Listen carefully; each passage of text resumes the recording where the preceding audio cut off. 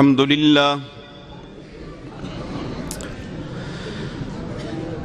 لله وحده والصلاة والسلام على من لا نبي بعده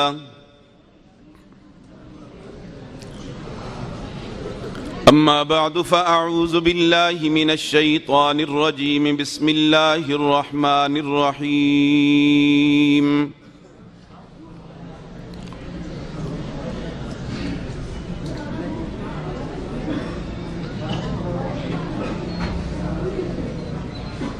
هو الذي أرسل رسوله بالهدى ودين الحق ليظهره على الدين كله وكفى بالله شهيدا صدق الله مولانا العظيم وقال النبي صلى الله تعالى عليه وسلم إن الله يرفع بهذا الكتاب أقواما ويزع به آخرين وقال النبي صلى الله تعالى عليه وسلم من يرد الله به خيرا يفقهه في الدين وصدق رسوله النبي الكريم ونحن على ذلك لمن الشاهدين والشاكرين والحمد لله رب العالمین۔ یا رب یہ التجا ہے گر کرم تو کرے، وہ بات دے زباں کو جو دل پہ اثر کرے۔ الہی میں رہوں یا نہ رہوں، الہی ہم رہیں یا نہ رہیں، پر تمنا ہے کہ دین محمد رہے اور عزت قرآن رہے۔ ان اللہ وملائکتہ یصلون علی النبی یا ایہا الذین آمنوا صلوا علیہ وسلموا تسلیما۔ اللہم صلی علی سیدنا محمد وعلی آل سیدنا محمد افضل صلواتک بعدد معلوماتک وبارک وسلم علیہ۔ صدر اجلاس، میرے برادر مکرم، صبر اور ہمت اور حوصلے کے پہاڑ، جانشین شیخ القرآن، پیکر اخلاص حضرت مولانا اشرف علی صاحب دامت برکاتہم العالیہ، میرے دائیں بائیں مجلس میں موجود میرے نہایت ہی قابل صد احترام حضرات علماء کرام، معززین علاقہ، میرے محترم بزرگوں، یہ نہ پھینکیں مہربانی کریں، عزیز طلباء ساتھیوں، میں آج پہلی مرتبہ راولپنڈی کے اس علمی مرکز کے اندر، جامعہ علوم شریعہ کے اندر، اپنے بھائی مخدوم زادہ صاحبزادہ حضرت مولانا حماد صاحب زیدہ مجدہم کی پرخلوص دعوت پر تقریب ختم بخاری میں حاضر ہو رہا ہوں۔ اللہ رب العزت میری حاضری کو، آپ سب کی حاضری کو اپنے دربار عالیہ میں قبول و منظور فرما کر ہم سب کے لیے نجات کا ذریعہ بنا دے۔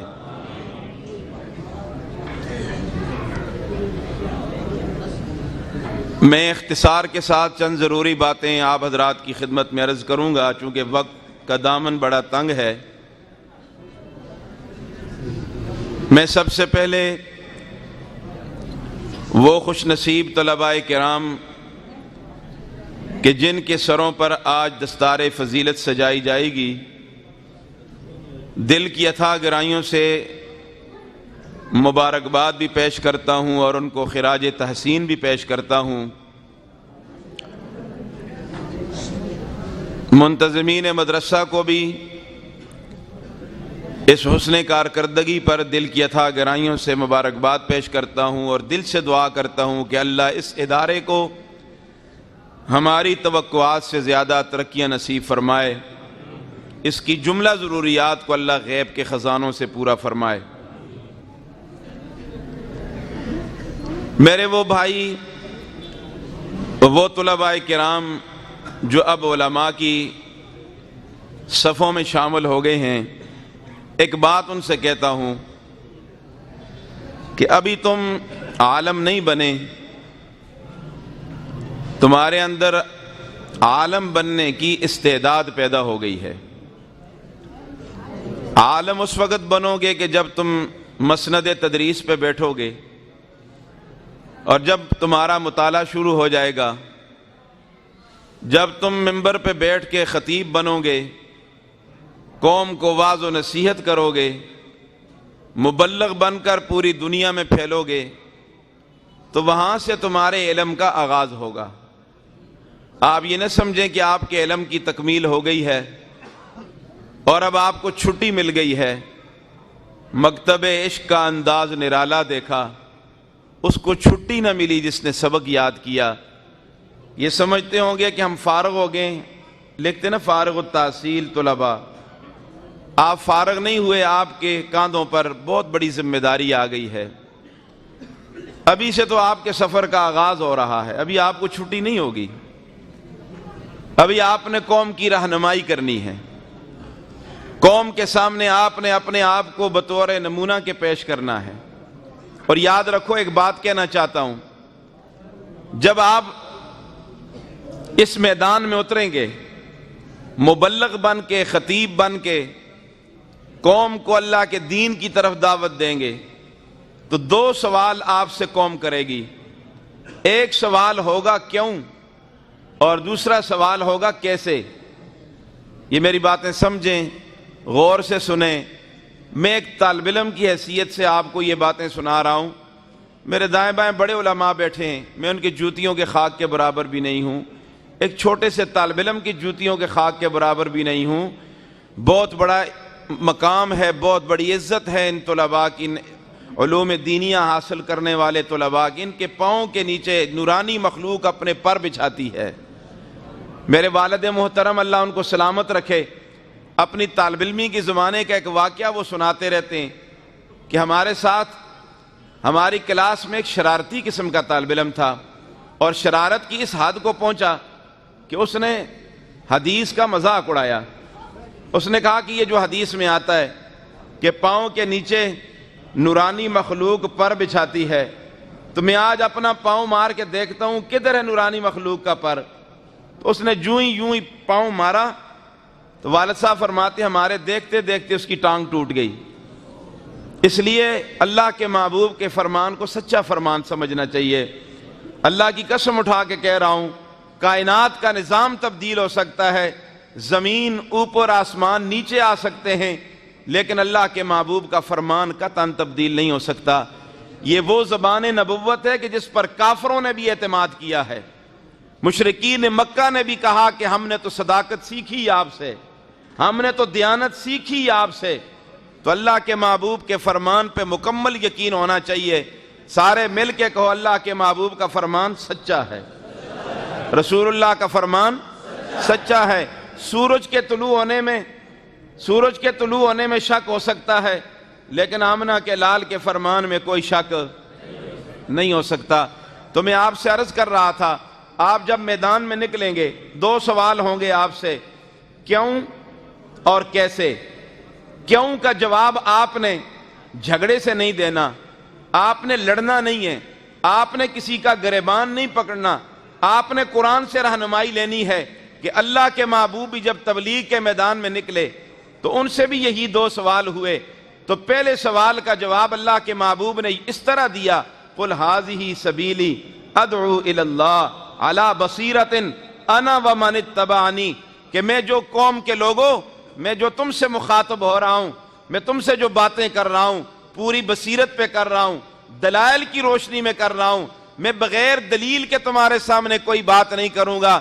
میرے عزیز طلباء ساتھیوں، علماء کرام جو ابھی آپ علماء کی فہرست میں جا رہے ہیں، تو میری آپ سے گزارش ہوگی کہ جب بھی آپ بھی دعوت و تبلیغ کے کام میں نکلیں گے تو یہی سوال ہوگا، تو آپ کی تقریر کے اندر، آپ کی دعوت کے اندر دلائل کے انبار ہوں، ادھر ادھر کی بات نہ ہو، پکی اور ٹھکی بات ہو، ٹھوس بات قوم کے سامنے پیش کریں۔ جب آپ کی تقریر، آپ کا وعظ، آپ کی نصیحت دلائل سے بھرے ہوئے ہوں گے تو یقیناً قوم ماننے کے لیے تیار ہو جائے گی، ماننے پہ مجبور ہو جائے گی۔ تو پہلے سوال کا جواب آپ نے جھگڑنے سے نہیں دینا، دلائل کی روشنی میں سوال کا جواب دینا ہے۔ اور دوسرا سوال ہوگا کیسے؟ کیونکہ انسان چونکہ نمونے کا محتاج ہے، اور نمونے کے لیے قوم کے سامنے ماڈل پیش کرنا پڑتا ہے۔ تو ہم کہیں ایسا نہ ہو کہ ہم سے قوم سوال کرے کہ آپ جو ہمیں دین کی طرف دعوت دے رہے ہیں، جس سیرت اور صورت کی طرف آپ دعوت دے رہے ہیں، کیا آپ کے پاس کوئی نمونہ بھی ہے، کوئی ماڈل بھی ہے؟ تو بطور نمونے کے ہم نے اپنے آپ کو پیش کرنا ہے۔ ہم نے یہ نہیں کہنا کہ مولانا اشرف علی کو دیکھ لو، ہم نے نہیں کہنا شیخ الحدیث مولانا عبد الرؤوف صاحب کو دیکھ لو، ہم نے یہ نہیں کہنا عطا اللہ شاہ بخاری کو دیکھ لو، ہم نے یہ نہیں کہنا احمد علی لاہوری کو دیکھ لو، ہم نے یہ نہیں کہنا امام اہل سنت مولانا سرفراز خان صفدر کو دیکھ لو، ہم نے یہ نہیں کہنا محدثین کے استاد حضرت مولانا قاضی شمس الدین رحمت اللہ علیہ کو دیکھ لو، ہم نے یہ نہیں کہنا شیخ التفسیر قاضی عصمت اللہ صاحب کو دیکھ لو، ہم نے یہ نہیں کہنا، ہم نے اپنے آپ کو بطور نمونے کے پیش کرنا ہے کہ قوم کہے گی کیسے؟ فرمایا ایسے جیسے میں ہوں، ایسے جیسے میں ہوں۔ لیکن آج مصیبت یہ ہے، قوم جب ہم سے یہ سوال کرتی ہے کہ ہمیں ہمارے لیے کوئی نمونہ پیش کرو، کوئی ماڈل پیش کرو، ہم بطور نمونے کے اپنے اکابر کو سامنے رکھ لیتے ہیں۔ تو لہٰذا اکابر کو ضرور سامنے رکھو، لیکن سب سے پہلے قوم مجھے دیکھے گی، آپ کو دیکھے گی، تو لہٰذا ہمارا طور طریقہ، ہمارا لباس، ہماری وضاحت، ہمارا اٹھنا بیٹھنا، ہماری چال چلن بالکل سنت کے مطابق ہو۔ یقیناً قوم ہمیں دیکھ کر اسلام کی طرف آئے گی، دین کی طرف آئے گی۔ آج آپ دیکھ رہے ہیں ٹی وی کی سکرین پر اس طرح کے سکالر آتے ہیں، فلاسفر آتے ہیں، اسلام کا فلسفہ قوم کے سامنے پیش کرتے ہیں، جبکہ اپنا ان کا حلیہ، اپنا ان کا لباس اسلام کے خلاف ہوتا ہے۔ تو وہ قوم کو کیا دعوت دیں گے؟ دعوت دینے والے کے لیے خود بھی ضروری ہے کہ وہ بھی اسی پہ کاربند ہو۔ ہمارے اکابر کا یہی طریقہ تھا، ہمارے اسلاف کا یہی طریقہ تھا کہ قوم کو جب دعوت دی تو قوم کے سامنے اپنے آپ کو پیش کیا، بطور نمونے کے کسی اور کو نہیں پیش کیا۔ اللہ کے محبوب نے بھی جب دعوت کے پیغام کو سنایا تو اپنے آپ کو پیش کیا، لَقَدْ لَبِثْتُ فِيكُمْ عُمُرًا مِّن قَبْلِي أَفَلَا تَعْقِلُونَ۔ او مکہ والو، 40 سال تمہارے اندر رہا ہوں، بتاؤ تم نے مجھے کیسا پایا؟ میں نے کبھی جھوٹ بولا ہو، کبھی بددیانتی کی ہو؟ ساری قوم نے بیک زبان ہو کر کہا اللہ کے محبوب، ہم نے آپ کو سچائی کے سوا کوئی چیز آپ کی زبان سے دیکھی نہیں، ہم نے دیانت بھی آپ سے سیکھی، ہم نے امانت بھی آپ سے سیکھی، ہم نے صداقت بھی آپ سے سیکھی۔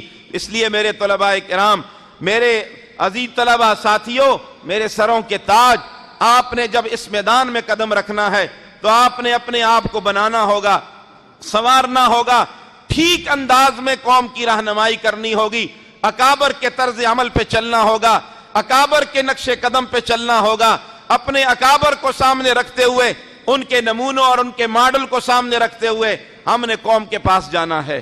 اللہ رب العزت آپ کو دنیا اور آخرت کی کامیابیاں نصیب فرمائے۔ میرے قابل احترام سامعین، اس وقت آپ پوری دنیا میں دیکھیں، 2 قوموں کی لڑائی نہیں، 2 پارٹیوں کی لڑائی نہیں، آج پوری دنیا میں اگر کوئی لڑائی ہے تو 2 تہذیبوں کی جنگ ہے۔ ایک طرف مدینے کی تہذیب ہے، ایک طرف مغرب کی تہذیب ہے۔ بتاؤ مغرب کی تہذیب پہ چلو گے یا مدینے کی تہذیب پہ چلو گے؟ سارا مجمع بولے۔ آج قوم کو مغرب کی تہذیب پہ چلایا جا رہا ہے اور اس کو ترقی کا نام دیا جاتا ہے، بڑی خوبصورت انداز میں اس کو قوم کے سامنے پیش کیا جاتا ہے کہ جی یہ ترقی کا راستہ ہے، اور یہ چٹائیوں پہ بیٹھنے والے مولوی، یہ پھٹے پرانے لباس والے، یہ سوکھی روٹیاں کھانے والے، یہ آج بھی وہی پرانی باتیں کر رہے ہیں۔ لوگ تو چاند پہ پہنچ گئے۔ بتاؤ میرے بھائیوں، انہوں نے چاند پہ جب کمندیں ڈالی ہیں تو وہاں کون سا انہوں نے کوئی اچھا کام کیا ہوگا؟ وہاں بھی تو شراب ہی پی ہوگی۔ شیخ سعدی رحمت اللہ علیہ کے متعلق فرمایا تھا، تو کارے زمیران کو ساختی کہ باسمان نیز پرداختی، تو نے زمین پہ کون سے اچھے کام کیے، اب چاند کو گندا کرنے کے لیے جا رہا ہے۔ انہوں نے تو چاند پہ بھی شراب ہی پی ہوگی۔ آج ہمارے نوجوان کی ٹوپی گر جاتی ہے سائنسی ترقی کو دیکھ کر۔ او میرے بھائی، تیری ٹوپی گر گئی سائنسی ترقی کو دیکھ کر، تیری ٹوپی وہاں نہ گری کہ تیرے اور میرے آقا محمد الرسول اللہ چاند پہ کیا عرش معلیٰ پہ پہنچ گئے۔ یہ کس نے پہنچایا؟ اللہ نے پہنچایا۔ اس لیے آج اس تہذیب کے مقابلے میں ہم نے ایک تہذیب کو پیش کرنا ہے، وہ ہے مدینے والے کی تہذیب۔ آج لوگ مغرب کی کلچر کو اپنا کر، مغرب کی تہذیب کو اپنا کر اور پھر اس کو ترقی کا نام دیتے ہیں۔ سنو، اکبر الہ آبادی نے قوم کا مرثیہ پڑھا۔ اکبر مولوی نہیں ہے، غریب مولوی کی کون سنتا ہے، اور جج کی تو سن لو۔ قوم کا مرثیہ پڑھ رہا ہے اکبر الہ آبادی، اور کتنے اچھے انداز میں کیسی ترجمانی کی اس نے۔ کیا فرمایا؟ فرمایا کہ مسلمان ترقی جو فرنگی بن کر، کی مسلمان ترقی جو فرنگی بن کر، یہ ترقی ہے فرنگی کی مسلمان کی نہیں۔ دوا ترقی کی میں نے دیکھی، بسد ادب ہے یہی گزارش، مرض ترقی کرے گا اس سے مریض اچھا نہ ہو سکے گا۔ دوائی غلط استعمال کر رہے ہو اس لیے مرض بڑھتا جا رہا ہے، دوائی ٹھیک استعمال کرو مرض کم ہو جائے گا۔ جیب میں ٹکٹ ڈالا ہوا ہے انگلستان کا، زبان سے کہہ رہا ہے مدینے جا رہا ہوں، مدینے جانے کے لیے ٹکٹ بھی مدینے کا لینا پڑے گا کہ نہیں پڑے گا؟ مصطفیٰ والا بننے کے لیے وردی بھی مصطفیٰ والی ضروری ہے کہ نہیں ہے؟ آج ہم عشق رسول کے دعوے تو کرتے ہیں، اللہ کے محبوب سے محبت کا اظہار تو کرتے ہیں، لیکن ہمارا طور طریقہ اللہ کے محبوب کی سنت کے خلاف ہے، ہماری وضاحت رسول اللہ کی سنت کے خلاف ہے۔ آؤ اللہ کی بندو، اگر کامیابی چاہتے ہو تو کامیابی کا واحد راستہ اللہ کے محبوب کا راستہ ہے، اس راستے کے علاوہ کوئی کامیابی نہیں۔ علامہ اقبال مرحوم اپنا ایک تصور پیش فرماتے ہیں، شاعر مشرق۔ آج تو ہمارے نوجوان علامہ اقبال کو بھی نہیں پہچانتے، کیونکہ وہ بھی عاشق رسول تھا نا۔ اور کیسا عاشق رسول تھا؟ غازی علم الدین شہید کو جب قبر میں اتارنے کا وقت آیا تو ایک نوجوان آواز دے رہا ہے، ذرا رک جاؤ، میرا انتظار کرو۔ صفوں کو چیرتے ہوئے آگے ایک نوجوان بڑا، لوگوں نے دیکھا، شاعر مشرق علامہ اقبال مرحوم آ کر غازی علم الدین شہید کی قبر میں اتر گئے، اور وہاں لیٹنے کے بعد باہر نکلے اور کہنے لگے، آج مجھے یہ اعزاز حاصل ہو گیا کہ میں جنت سے ہو کے آ رہا ہوں۔ آج ہمارا ملک علامہ اقبال کا بھی نہیں رہا، اور میں یہ بھی کہنے میں حق بجانب ہوں، ہمارا ملک قائد اعظم محمد علی جناح کا بھی نہیں رہا، کیونکہ قائد اعظم محمد علی جناح نے غازی علم الدین شہید کی وکالت کی ہے، عاشق رسول کی وکالت کی ہے۔ آج قائد اعظم محمد علی جناح کی روح تڑپ تڑپ کے مجھ سے اور تجھ سے سوال کر رہی ہے کہ میں تو عاشق رسول کی وکالت کر کے آیا ہوں، تم گستاخ رسول کی وکالت کیوں کر رہے ہو؟ اس لیے نوجوانوں، پڑھو، علامہ اقبال کو بھی پڑھو، علماء کو نہیں پڑھتے ان کو تو پڑھو، قائد اعظم محمد علی جناح کو بھی سمجھو۔ ہم نہیں سمجھے، آج ان کے نام بھی اس ملک سے مٹائے جا رہے ہیں۔ تو اس لیے ایک شاعر مشرق علامہ اقبال مرحوم اپنا ایک تصور پیش فرماتے ہیں، فرماتے میں ایک رات اٹھا، میں نے اللہ کے حضور ایک سوال کیا۔ سوال کیا تھا؟ فرمایا، شب پیش خدا بگریز تم زار، شب پیش خدا بگریز تم زار، مسلمانہ چرا زارند خوارن۔ اے اللہ، میرا ایک سوال ہے، یہ تیری آخر الزمان پیغمبر کی امت کیوں ذلیل و خوار ہے؟ کیوں ذلت کے راستے پہ گامزن ہے؟ کثرت میں ہونے کے باوجود کیوں ناکامی کی طرف جا رہی ہے؟ اللہ کی طرف سے آواز آئی، اللہ نے جواب دیا۔ شاعر مشرق اپنا تصور پیش فرماتے ہیں، اللہ اکبر۔ شب پیش خدا بگریز تم زار، مسلمانہ چرا زارند خوارن، ندا آمن میدانی کی قوم، ندا آمن میدانی کی قوم، دل دارن و محبوب ندارن۔ ٹھیک ہے، انہوں نے میرے محبوب کا کلمہ پڑھا ہے، لیکن میرے محبوب کے طریقے ان سے چھوٹ گئے۔ میرے محبوب کے طریقے ان سے، کلمہ تو سارے ہی پڑھ رہے ہیں، عشق رسول کے دعوے تو سارے ہی کر رہے ہیں، لیکن صحابہ جیسا عشق کہاں سے لائیں گے؟ صحابہ جیسی محبت کہاں سے لائیں گے؟ حضور کے ایک صحابی، افریقن صحابی، سر کے بال گنگریالے ہیں، جب اللہ کے محبوب کو دیکھا کہ آپ اپنے بالوں میں کنگا پھیر رہے ہیں، آدھے بال ادھر اور آدھے ادھر، آپ نے ٹیڑھی مانگ نہیں نکالی، آپ سیدھی مانگ نکالتے تھے۔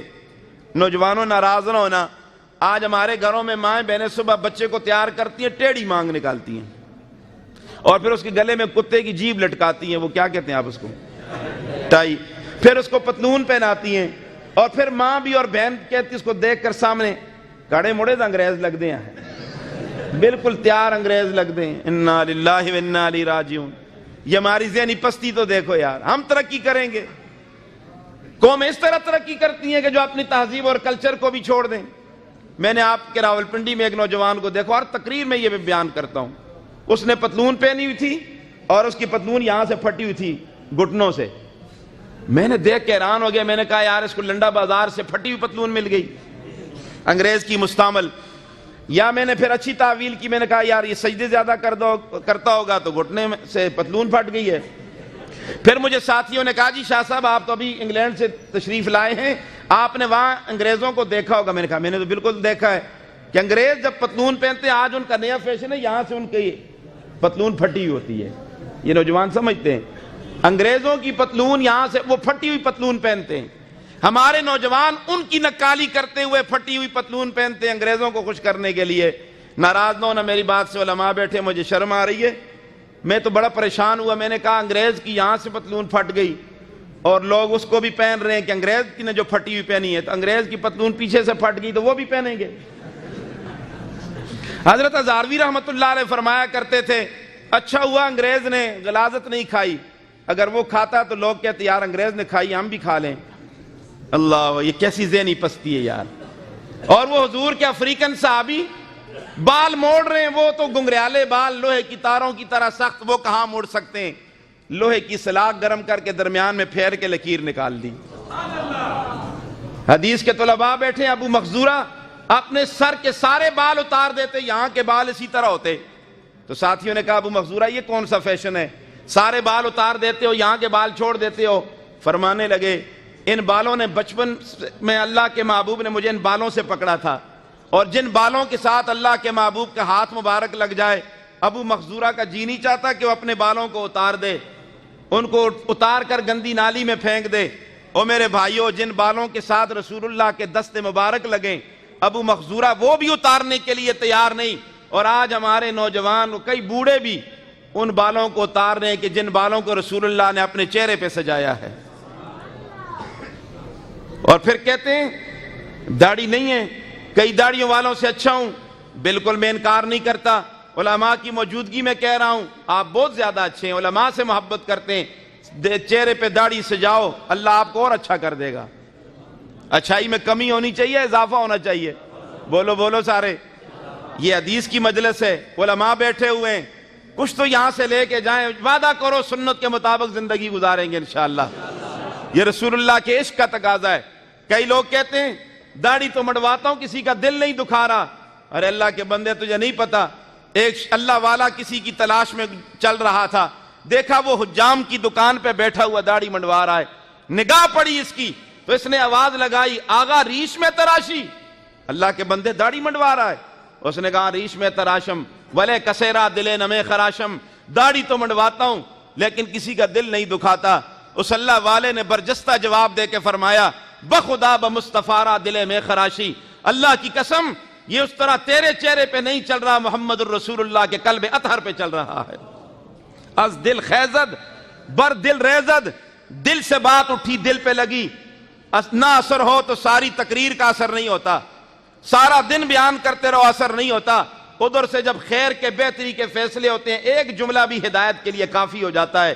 اس کے دل سے جب بات اٹھی تو اس کے دل پہ لگی، دل کی دنیا بدل گئی۔ اس نے حجام سے کہا چھوڑ دو، اس نے کہا بھئی آدھی ہے آدھی نہیں ہے، بری لگے گی؟ اس نے کہا نہیں بری لگے گی، کوئی پتہ نہیں زندگی وفا کرے نہ کرے، اگر دنیا سے چلا گیا کل حوض کوثر پہ اللہ کے محبوب کے پاس جاؤں گا، اللہ کے محبوب فرمائیں گے کیا لے کے آئے ہو؟ یا رسول اللہ آپ کا امتی ہوں، دامن گناہوں سے بھرا ہوا ہے، پر آپ کی آدھی سی صورت لے کے آ گیا ہوں، میرا کام ہو جائے گا۔ اور اس نے جواب دیا بڑا عجیب، فرمایا جزاک اللہ چشمم باز کر دی، جزاک اللہ چشمم باز کر دی، مرابا جان جا ہم راز کر دی۔ اللہ کے بندے، تیرے ایک جملے نے مجھے محمد الرسول اللہ کا سچا غلام بنا دیا۔ آؤ سچے غلام بنو نوجوانوں۔ وہ نوجوان بھی اس کے بعد 40 دن زندہ رہا، روزانہ رات کو خواب کے اندر اللہ کے محبوب کے چہرے انور کا دیدار ہوتا تھا۔ آؤ وعدہ کرو سنت کے مطابق زندگی گزاریں گے انشاءاللہ۔ رسول اللہ کی محبت دل و دماغ میں بٹھاؤ۔ اللہ کے محبوب صلی اللہ علیہ وسلم نے ارشاد فرمایا، من حفظ سنتی اکرمہ اللہ باربع خصال، فرمایا جو میری سنتوں کی حفاظت کرے گا اللہ اس کو 4 انعام عطا فرمائیں گے۔ کتنے انعام؟ پہلا انعام المحبت فی قلوب البررہ، ہر نیک انسان کے دل میں اللہ اس کی محبت ڈال دے گا۔ والہیبۃ فی قلوب الفجرہ، ہر فاسق فاجر پہ اللہ اس کا رعب ڈال دیں گے۔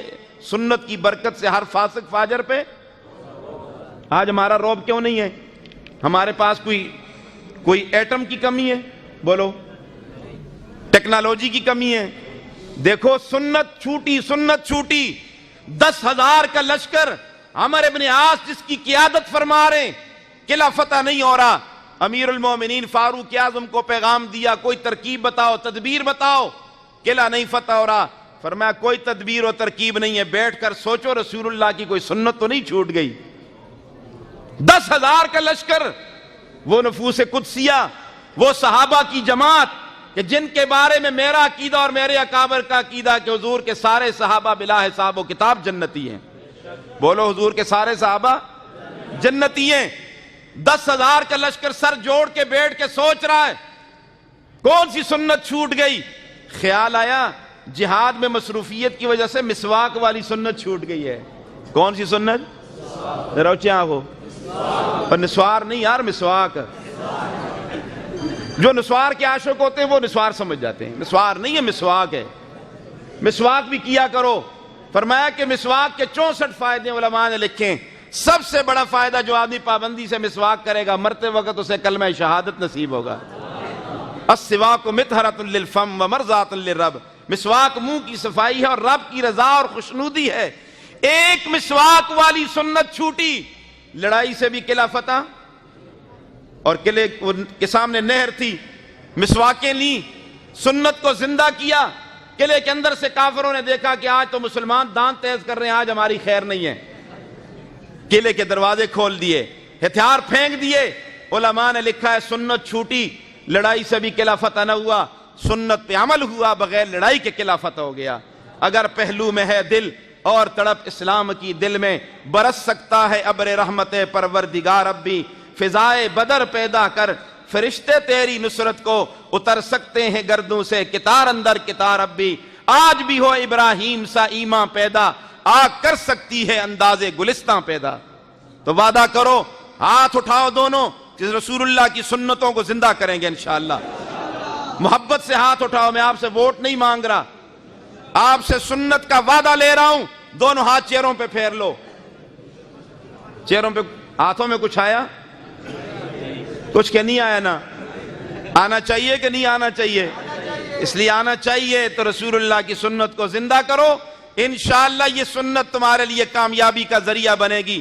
سیدنا امام مالک رحمت اللہ علیہ فرماتے ہیں ان السنت مثل سفینۃ نوح من رکبہا نجا ومن تخلف عنہا غرقا، اللہ کے محبوب کی سنت کی مثال جس طرح نوح علیہ السلام کی کشتی، نوح کی کشتی میں گدھا بھی بیٹھا، جانور بھی بیٹھے، بیڑا اور حقیقی بیٹا نہ بیٹھا، بیڑا غرق ہو گیا۔ رسول اللہ کی سنت کی کشتی میں حبشے کا کالا بلال بیٹھا، بیڑا پار ہو گیا، ابو جہل عتبہ شیبہ نہ بیٹھے، بیڑا غرق ہو گیا۔ آج بھی کامیابی اگر چاہتے ہو تو رسول اللہ کی سنتوں پہ عمل کرو، آپ کی طور طریقے کو اپناؤ، حضور کی سیرت اور صورت کو اپناؤ، انشاءاللہ کامیابیاں تمہارے قدم چومے گی انشاءاللہ۔ وعدہ کرو سنتوں کو زندہ کریں گے، مدارس کی حفاظت کریں گے، مساجد کو آباد کریں گے، علماء کے چہروں کا دیدار کریں گے، ان سے اپنا تعلق اور رشتہ مضبوط رکھیں گے، اللہ کی قسم دنیا کی کوئی طاقت تمہارا مقابلہ نہیں کر سکتی. دنیا کی ساری طاقتیں تمہارے قدموں میں ڈھیر ہو جائیں گی. جس طرح آج وہ بوریا نشینوں کے سامنے بڑی طاقت ڈھیر ہو گئی, انشاءاللہ وہ وقت آنے والا ہے کہ یہ دین سارے ادیان پہ غالب آئے گا انشاءاللہ. بالکل مایوس ہونے کی کوئی ضرورت نہیں. حالات آتے رہتے ہیں, مدارس پہ بھی آئیں گے, علماء پہ بھی آئیں گے. میں سلام پیش کرتا ہوں اپنے بھائی مولانا اشرف علی صاحب کو. یہ ہمت اور جرأت اور استقامت کا یہ پہاڑ, میں ہر جگہ پہ یہ کہتا ہوں کہ جو اپنے زبان حال اور زبان کال سے یہ کہہ رہا ہے غم کی جاگیر وراثت میں ملی ہے مجھ کو, غم کی جاگیر وراثت میں ملی ہے مجھ کو, میں اپنی جاگیر میں رہتا ہوں نوابوں کی طرح, جس نے سب کچھ لٹا دیا لیکن اپنے ابا کا مشن نہیں چھوڑا, اپنے ابا کے لائے ہوئے اس گلشن کو غیر آباد نہیں ہونے دیا.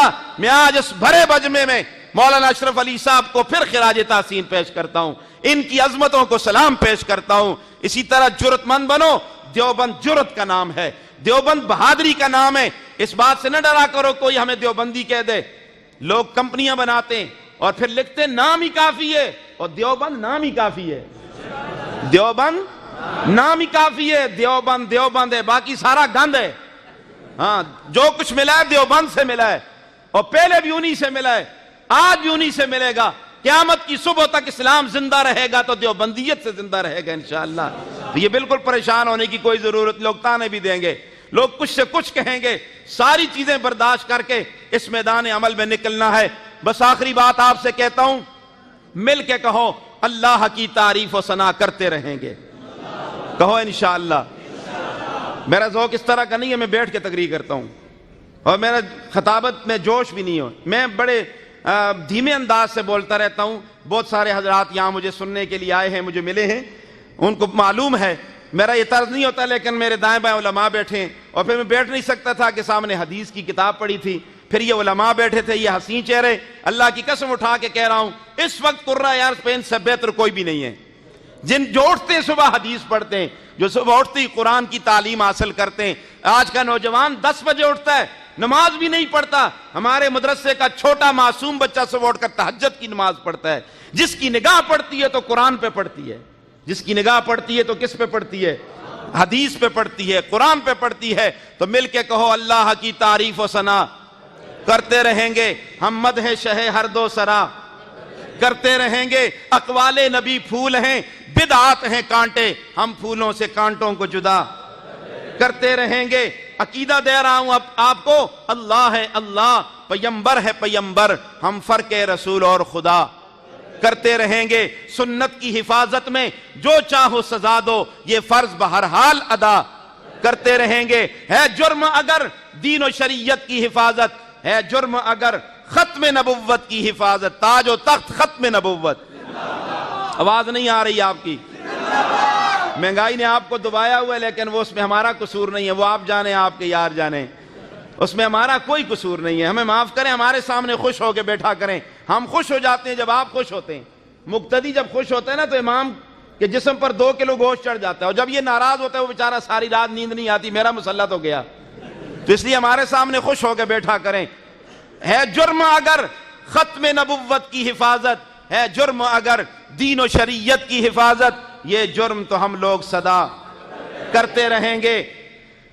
سنت کی حفاظت میں جو چاہو سزا دو, یہ فرض بہرحال ادا کرتے رہیں گے. اور آخر میں ایک دعا دیتا ہوں, دیتے ہیں بزرگوں کو جو گالی, وہ ہیں جاہل, ہم ان کو ہدایت کی دعا. بہت زیادہ شکریہ اپنے بھائی حماد صاحب کا, بہت زیادہ شکریہ کہ انہوں نے مجھے اس نورانی اور روحانی مجلس میں آنے کی دعوت دی, اور میں نے چند بول آپ کے سامنے بولے. میری تقریر ادھار ہے, انشاءاللہ میں پھر آؤں گا, انشاءاللہ تفصیلی تقریر کروں گا. آپ کو وقت کی زنجیر, میرے پاؤں کی زنجیر بنی ہوئی تھی, وقت کی قلت, تو لہٰذا میں تو گھڑی کو دیکھ رہا تھا, تو گھڑی میں تو 2:20 ہوئے, تو پھر میں نے اپنی گھڑی دیکھی, تو بہرحال میں نے اپنا وقت پورا لگایا ہے. اللہ رب العزت میرا آنا, آپ سب کا آنا اپنے دربار میں قبول و منظور فرمائے. مطالب ہیں بہت, مطالب ہیں بہت, وقت دعا کچھ کہہ نہیں سکتا.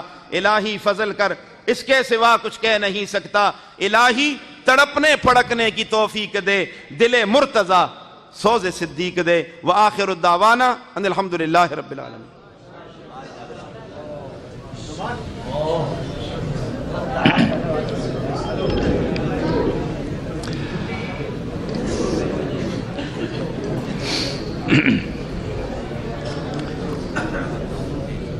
یہ تھے استاد العلماء، استاد الحدیث